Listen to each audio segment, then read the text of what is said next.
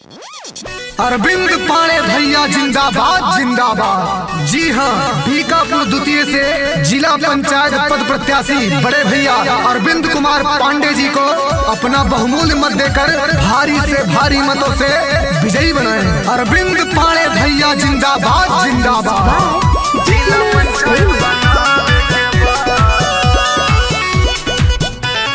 माई बाबू भैया बहिनी बतिया लमान हो, हाथ जोड़ बिनती बा सुनीला पुकार हो। अरविंद भैया के जितावे के बा, जिला पंचायत बनावे के बा।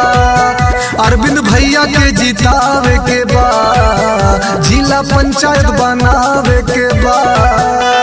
बीकापुर द्वितीय से उतरे हैं मैदान में, बीकापुर द्वितीय से उतरे हैं मैदान में। अरविंद भैया के जितावे के बाद जिला पंचायत बनावे के बाद, अरविंद भैया के जितावे के बाद जिला पंचायत बनावे के बाद। जी हाँ, गरीबों के मसीहा, युवा दिलों के धड़कन, सभी के सुख दुख में साथ साथ चलने वाले बड़े भैया अरविंद कुमार पांडे जी को अब की बार बीकापुर द्वितीय से जिला पंचायत सदस्य बनाएं और अपने क्षेत्र का विकास कराएं। अरविंद पाणे भैया जिंदाबाद जिंदाबाद। दुखियों गरीबों की करते हैं सेवा, करते नहीं भेदभाव हो। पड़े जरूरत दौड़ के आते, करते नहीं दुर्भाव हो। ए भैया हाँ हाँ, दुखियों गरीबों की करते हैं सेवा, करते नहीं भेदभाव हो। पड़े जरूरत दौड़ के आते, करते नहीं दुर्भाव हो।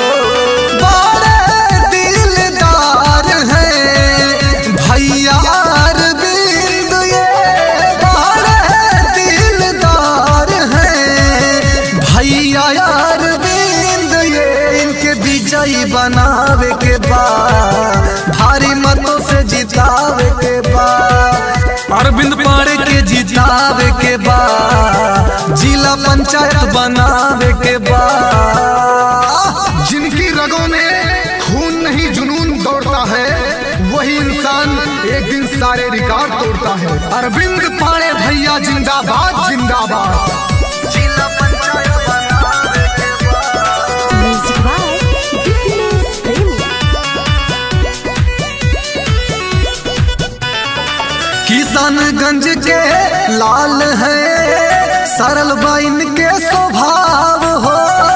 जन जन के हित में काम करेंगे, मन में लिए हैं ठान हो। किशनगंज के लाल है ये, सरल बाइन के स्वभाव हो।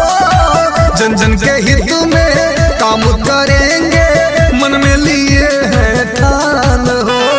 जिला पंचायत के हैं उम्मीदवार हो, साथ दे के देखा अब की बार हो। जीत के तिलक लगावे के बाद अरविंद भैया के जितावे के बाद जिला पंचायत बनावे के बाद अरविंद भैया के जितावे